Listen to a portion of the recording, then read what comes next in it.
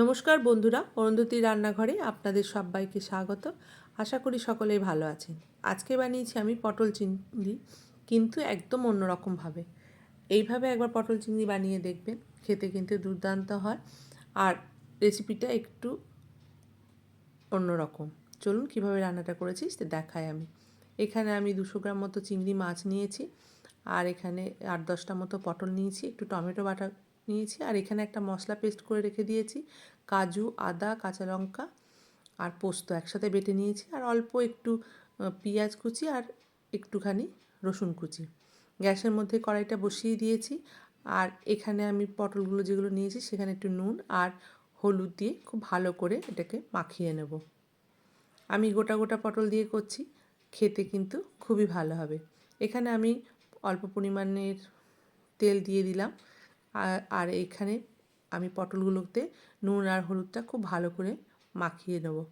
এইভাবে প্রত্যেকটার গায়ে হলুদ আর নুনটাকে খুব ভালো করে মাখিয়ে নেব। পটল দিয়ে চিংড়ি মাছ আমরা সবাই করে থাকি, তো এইভাবে একবার করে দেখবেন, সত্যিই বলছি খেতে খুব ভালো হয়। তেলটা গরম হয়ে গেছে, আবার এখানে আমি চিংড়ি মাছগুলো প্রথমে ভেজে নেব। চিংড়ি মাছগুলোকে খুব বেশি লাল করে ভাজার দরকার নেই, একটু হালকাভাবে ভেজে নেব। এটাতে একটু তেলের পরিমাণ তরকারিটাতে বেশি হয়। আপনারা চাইলে সাদা তেল দিয়েও করতে পারেন। আমি সর্ষের তেল দিয়ে রান্নাটা করেছি। চিংড়ি মাছটা কিন্তু অনেকটাই ভাজা হয়ে গেছে, এবার আমি চিংড়ি মাছগুলোকে তুলে নেব। আমি ওই তেলের মধ্যে আরও কিছুটা তেল দিলাম, দিয়ে পটলগুলো দিয়ে দেব, দিয়ে ভালো করে ভেজে নেব। ভালো করে ভাজার পর আমি এগুলোকে আবার তুলে রেখে দেব।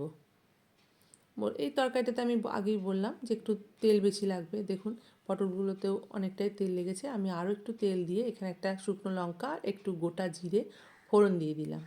এবার এই ফোড়নটা হয়ে যাওয়ার পর আমি রসুন কুচিটা আর সাথে পেঁয়াজ কুচিটাও দিয়ে দেবো। গ্যাসটা হাই ফ্লেমেই রয়েছে। এবার এটাকে একটু বেশ লাল করে ভেজে নেব। পেঁয়াজ, রসুন আর এই কাজু পোস্ত বাটা দিয়ে এই রান্নাটা করলে এর স্বাদটা একদম অন্যরকম হয়। এটা লাল করে ভাজা হয়ে গেছে, এবার আমি টমেটো বাটাটা দিয়ে দিলাম। টমেটো বাটাটাকে বেশ কিছুক্ষণ ধরেই নাড়তে হবে, যতক্ষণ না পর্যন্ত টমেটোটা ভালো করে কষানো হয়ে যাচ্ছে আর একদম টমেটোর কাঁচা গন্ধটা চলে যাচ্ছে। এবার টমেটোটা খুব ভালো করে কষুক, আর তার আগে আমি একটা মশলা রেডি করে নিয়েছি। লঙ্কা গুঁড়ো, জিরে গুঁড়ো, ধনে গুঁড়ো, হলুদ, নুন, মিষ্টি সবই একসঙ্গে এই জলের মধ্যে দিয়ে একটু গুলে রেখে দিয়েছি। এবার দিয়ে তারপর এটা থাকুক। আমি টমেটোটা কষানো হয়ে গেলে পরে তারপর যে মশলাটা রেডি করেছি সেই মশলাটা দিয়ে দিলাম। এর মধ্যে নুন মিষ্টিটাও দেওয়া হয়েছে। এবার এখানে আমি এটাকে খুব ভালো করে মশলাটাকে কষিয়ে নেব।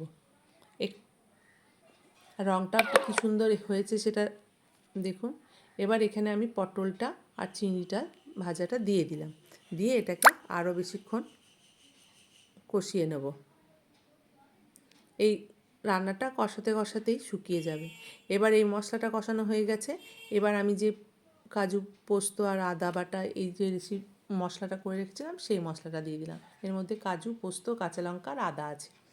এটাকে একসাথে পেস্ট করে নিয়েছিলাম। একটু বেশি করে জল দিয়ে গুললাম, কারণ কি খুব আঠা আঠা হয়ে গেছিলো, টাইট হয়ে গেছিলো, তার জন্য। এবার এটা একদম ড্রাই হওয়া পর্যন্ত আমাকে কিন্তু নেড়ে যেতে হবে, নইলে লেগে যাবে। দেখুন একদম রেডি হয়ে গেছে। এবার আমি গরম মশলা ছড়িয়ে দিলাম।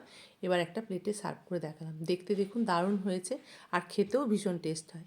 আমার রেসিপিটা যদি আপনাদের ভালো লেগে থাকে তাহলে অবশ্যই একটা লাইক, কমেন্ট, শেয়ার এবং চ্যানেলটিকে সাবস্ক্রাইব করে দেবেন। পাশে থাকা বেল আইকনটা প্রেস করে দেবেন, সবার আগে নোটিফিকেশানটা আপনাদের কাছে যাবে। ভালো থাকবেন, সুস্থ থাকবেন। দেখা হবে নতুন একটা রান্নার ভিডিও নিয়ে। ধন্যবাদ।